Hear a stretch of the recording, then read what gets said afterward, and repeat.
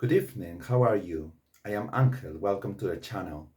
I am quite happy because I have finally finished this historical novel by Rafael Dumett, Comrade, Jorge and the Dragon. After the boom of the Inca Spy, which has been all the rage, I was looking forward to this work and I must say that it has lived up to my expectations. Published by Penguin Random House in 2023, in 270 pages and 11 chapters, this book introduces us to Eudosio Rabines, someone of whom I had no idea of his existence and about whom the back cover says deported 5 times by 4 Peruvian presidents, suspected of having been involved in 3 coups d'etat in Peru and one abroad. I have discovered a fascinating person, but I guess he was sinister as well, and I have decided not to do my research. I will let Mr. Dumett tell me about Rabines in this saga. It says here that this is the first volume, so through the author's pen, I will discover this character and try to see where reality ends and fiction begins, which is the eternal dilemma of historical novel. The book begins in Mexico City. Eudosio, his wife Carmencita, and his son Jorgito, places, characters, situations, and even typical vocabulary of Mexico City. He feels exposed due to some articles on the New York Times where his full name is mentioned, page 22. From rubbing shoulders with Aya de la Torre and Mariátegui, two very famous and popular Peruvian leaders, to taking over the reins of the Socialist Party, changing it to the Communist Party, and ends up as a dissident, a fervent opponent, page 23, accused of being a CIA agent. There is an episode here where he and others come to blows in a heated discussion about the events of Tlatelolco, page 31. 29 or 300 dead, page 29. Just using the term events shows how powerful language is to paint one as conservative, revolutionary, left wing, or right wing. And that is an echo that reaches from 1968 to the present, and everyone can understand or interpret it in their own way. From chapter 2 to 11, we learn about the childhood of Eudosio, or Chito, in his native Cajamarca, a city in the northern Andes of Peru. Named Eudosio after his uncle who died fighting against the Chileans in the Battle of San Pablo, page 88. Economic hardship, a pious mother, and a father who wants to make him a man, pages 56 and 57. Despite everything, his strength of spirit, page 67, differentiates him from the rest of his family. He would be special, although my question is, would he be a hero or an anti-hero? For one thing, he had a prodigious memory for reciting and declaiming, page 75. And this intelligence would serve him to try to desindiar Segundo, the illegitimate son of Belisario, his paternal uncle, page 91. Desindiar is a verb that means something like to make someone less indigenous or less native and more Western. Chito had the gift of the gap, or labia in Peruvian Spanish, page 194, which would help him not only to emerge at work, but also in how respectable people would treat him. I suppose that gift of the gap would be an essential part of his career, and I am already looking forward to the next issues of this saga. Something quite striking are the references of works within this work. There is no name of the book, but the story of Francisco de Orellana, a Spanish conquistador, and his discovery of the river Amazon, page 43.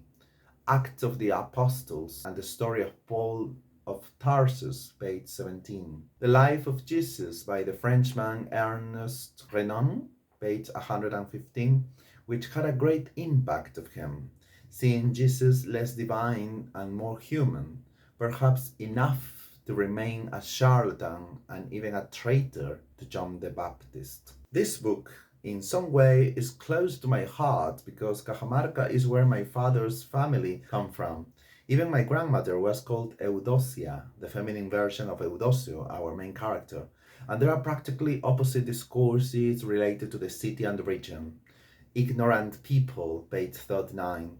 Indians are a race of degenerates and have no salvation, page 42. That is the discourse of the time. It strikes me that they continue to believe in Catequil, a pre-Incan divinity, page 130. Did it happen, or is it the author's license and reference to his work Kamaska, where the god is almost a central character? That's a play. And the Inca's Spy, where such god is also mentioned, the narrow-mindedness of Cajamarca and its people, page 167. But despite that, it was also a buoyant inland city that had no reason to envy the capital, page 246. And yes, on the two occasions that I have been to Cajamarca as a tourist, I saw a dichotomy, at times picturesque, at times contentious. Like all of Peru, let's face it. The women of the family are memorable characters. Aunt Adela, sister of Eudosio's uncle Belisario, so Eudosio's aunt. Belisario being a strong man, and Adela was a tough and direct woman. Aunt Laura, Belisario's wife, a very religious woman. The two are almost archetypes, models of women. Adela, strong and sensual, perhaps too much, page 153. And Laura, religious to the point of sanctioning that Belisario is demon possessed, page 178. Adela calls Laura sanctimonious and illiterate, and Laura replies with lubricious and prostitute, page 236. Another girl, not yet a woman, is present, Cuchita, page 161. The first illusion, perhaps more carnal than romantic, of a Shito who is leaving childhood behind. And lastly, did Shito's mother ever have a name? She did, but the phrase, the woman who is his mother, is repeated throughout the book, as on, for example, page 180. Was it resentment from her child? Throughout this book, there is Cajamarca's typical vocabulary, for example, Cecina Shilpida, page 45, that I was lucky enough to try when I was there. It's a kind of flaked, dried meat, and other perhaps vulgar terms as grampukta or hijuna, both meaning something like son of a, although I doubt they are exclusive to Cajamarca. Perhaps I should have said it at the beginning of the review, but the theme of the book is framed in the beginning of the 20th century, in the midst of banditry and revolt that I have not studied, but Mr. Rafael Dumett has. And he thanks, among many people, for example, Louis Taylor for his study of banditry and bandit landowners, such as Eleodoro Benel, page 267. A period of banditry and times of turmoil. The figure of Eleodoro Benel, page 48, and other great landowners, page 63, who fight against each other, they remind me of feudal lords. There are abuses in the leases of the Yaucan hacienda and announced strikes, page 109. But since there is no equality, with those arrogant Indians, there's nothing to negotiate, page 126, says Eleodoro. The Yaucan massacre puts the spotlight of responsibility on Uncle Belisario, page 147, who is marginalized with the nickname the murderer of Yaucan, page 174. There are also scenes in the book where the memories of Uncle Belisario, who at times seems to be the main character, are confused with his present. In both cases, there is blood, violence, slaughter. At times, the indigenous woman Casimira, cruelly murdered in the revolt, is confused with his own wife, Laura, page 232.